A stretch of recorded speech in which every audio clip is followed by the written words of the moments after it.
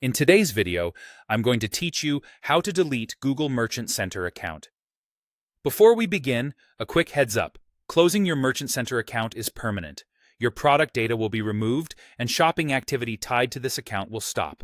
If you think you might need any feeds, reports, or settings later, download or document them first and make sure you're signed in with an account that has admin access. Start by opening your web browser and searching for Google Merchant Center. This helps you land on the official portal even if you don't have the URL handy. If you manage multiple Google profiles, consider using a private window to ensure you sign in with the correct one for the account you want to close. From the search results, click the official Merchant Center site. Look for the Trusted Merchants, google.com address, and the Secure Lock icon in your browser. Avoid any lookalike links or ads that don't go directly to Google's site. Once the page loads, sign in with the Google account that owns the Merchant Center you plan to delete. If you manage several Merchant Center accounts, use the account picker at the top right to switch to the exact account you intend to close. If you don't see settings or certain options later, that usually means you don't have the right permissions and may need an admin to proceed.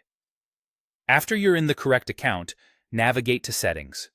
Depending on your interface, this may be a gear icon in the top right or an option in the left-hand menu. From there, choose General, sometimes labeled General Account Options. Both paths take you to the core account settings where the closure option lives. In the General section, open the Account Setup tab if it isn't already selected, then scroll all the way to the bottom. You should see the option to close Merchant Center account. If this option isn't visible, confirm you're in the primary account rather than a sub-account and that you have administrative rights. Click Close Merchant Center account, then carefully review the disclaimer. It explains what happens when you close the account, including loss of product data and the end of shopping activity connected to this Merchant Center. If you're sure, check the box confirming that you want to permanently close this Merchant Center account.